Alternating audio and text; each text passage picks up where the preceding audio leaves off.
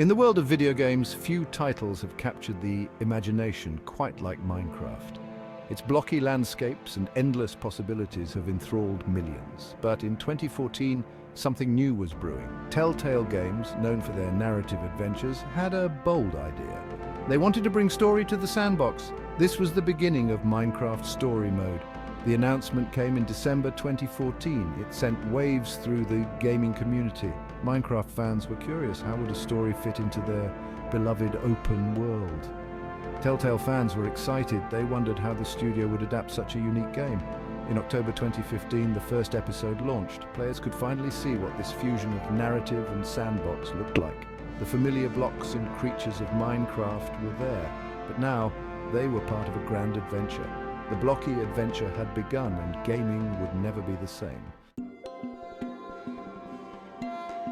Minecraft Story Mode faced a unique challenge.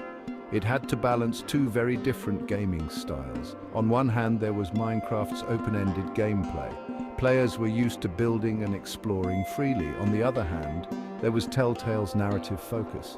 Their games were known for strong stories and character development. Blending these elements was no easy task. The solution was clever. The game kept Minecraft's iconic look and feel. The world was still made of blocks. Crafting and building were still important. But now these elements served a larger story. Players weren't just surviving, they were on a quest to save the world. This approach gave the game a familiar feel while offering something new. The story itself was crafted to appeal to Minecraft fans. It featured many elements from the original game. Creepers, the Nether, and Enderman all played roles, but it also introduced new characters and locations. This mix of old and new created a rich world for players to explore. While the main story was set, players could make choices. These decisions affected how events unfolded. At the heart of Minecraft Story Mode was Jesse, the main character. Players could customize Jesse's appearance and gender.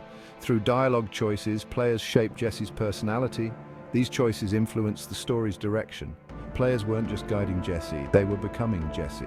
Jesse's friends, like Axel and Olivia, had distinct personalities. They reacted to Jesse's choices, adding depth to the story. Minecraft Story Mode adopted Telltale's signature episodic format. The game was released in parts, like a TV series. This approach was new to many Minecraft fans. It created a sense of anticipation between episodes. Players would finish one part and eagerly wait for the next. This format kept the game fresh in players' minds for months. Each episode was a self-contained adventure, but together they formed a larger story. The first episode introduced Jesse and the world. Later episodes expanded the adventure. Players traveled to new locations and faced bigger challenges. This structure allowed the story to grow naturally. It gave players time to connect with the characters and world. The episodic format also allowed for player feedback. Telltale could see how players reacted to each part. They could then adjust future episodes based on this feedback. This created a unique relationship between the developers and players. The game could evolve based on what the community enjoyed most. However, the format had its challenges. Some players found the wait between episodes frustrating. When Minecraft Story Mode launched, critics were curious. Many wondered if the blend of Minecraft and narrative would work. The reviews were largely positive. Critics praised the game's accessibility and charm. They noted how well it captured Minecraft's spirit while telling a new story. The game's humor and references to Minecraft lore were particularly well received. Fans of Minecraft had mixed reactions at first. Some embraced the new narrative approach. They loved seeing their favorite game world come to life in a new way. Others were skeptical. They worried the game would lose what made Minecraft special, but as more episodes released, many skeptics were won over. The game's charm and respect for Minecraft's roots shone through. Young players were especially enthusiastic. The game's simple controls and clear story made it accessible. Many kids who found traditional Minecraft overwhelming enjoyed this guided experience. Parents appreciated the game's positive messages about friendship and bravery. It became a way for families to enjoy Minecraft together. This broad appeal was a significant factor in the game's success. The episodic format kept fans engaged for months. The success of the first season led to an exciting announcement. Minecraft Story Mode would return for a second season. Fans were thrilled to see Jesse and the world return. The promise of new adventures was met with enthusiasm. Season 2 launched in July 2017, bringing fresh challenges. It built on the foundation of the first. Jesse returned as the protagonist, now an established hero. The game introduced new mechanics and complex choices. Themes of responsibility and leadership were explored. New characters brought fresh dynamics. Players saw how their choices affected a wider world. However, Season 2 faced new challenges. In 2018, shocking news hit the gaming world. Telltale Games, the studio behind Minecraft Story Mode, was closing down. This came as a surprise to many. It left the future of the game uncertain. Fans worried about what would happen to Jesse's story. Would it be left unfinished?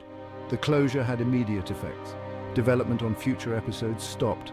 The team working on the game was let go. It was a difficult time for everyone involved. The gaming community rallied to support the developers, but questions remained about the game's fate. What would happen to the episodes already released? Minecraft's owner, Microsoft, stepped in to help. They worked to ensure that players who had already purchased the game could still access it. However, there was a catch. Due to licensing issues, the game would eventually be removed from sale. This meant that new players would soon be unable to buy the game. It was the end of an era. Fans rushed to download the episodes while they could. Despite its untimely end, Minecraft Story Mode left a lasting impact. It showed that narrative games could work in unexpected settings. The blend of Minecraft's creativity with Telltale's storytelling was unique. It opened doors for new ways to experience beloved game worlds. This legacy continued to influence game design long after the last episode. The game also expanded Minecraft's appeal. It brought in players who might have found the original game intimidating. For many, it was an entry point into the wider Minecraft universe. Some who started with Story Mode went on to explore the main game. It served as a bridge, connecting different types of players and experiences. Minecraft Story Mode's character customization was ahead of its time. The ability to choose Jesse's appearance and gender was praised for its inclusivity. It showed that protagonists in narrative games don't need to be fixed. This approach influenced other games, encouraging more diverse representation. Jesse became a symbol of player agency and storytelling. Perhaps most importantly, the game created memories. The rise and fall of Minecraft Story Mode offers valuable lessons for the game industry. First, it showed the potential of crossing genres. Combining a sandbox game with narrative storytelling was a risk, but when done well, it can create something special. This encourages developers to think outside the box. Innovation often comes from unexpected combinations. The game's success with younger players highlighted an important market. It showed that kids appreciate complex stories and meaningful choices. This challenged the notion that games for younger audiences need to be simplistic. It paved the way for more sophisticated games aimed at children and families. The industry learned not to underestimate young players. The episodic format had pros and cons.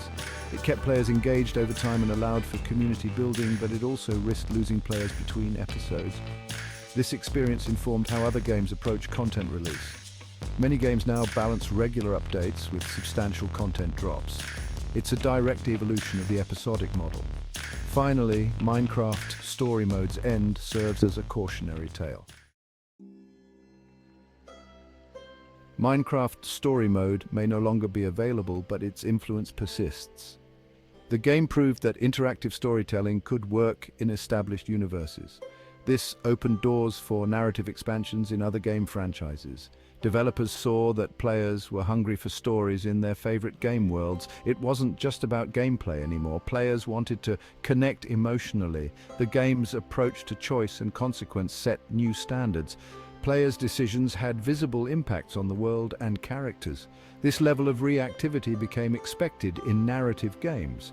Other developers took note. Games began offering more meaningful choices and branching storylines. The bar for player agency and storytelling was raised. Minecraft Story Mode also showed the power of accessibility in gaming. Its simple controls and clear storytelling made it approachable for all ages. This inclusive design philosophy influenced other games. Developers began to consider how to make their stories understandable and engaging for wider audiences. It wasn't about dumbing down, it was about smart, clear design. In the end, Minecraft Story Mode's greatest legacy is the memories it created.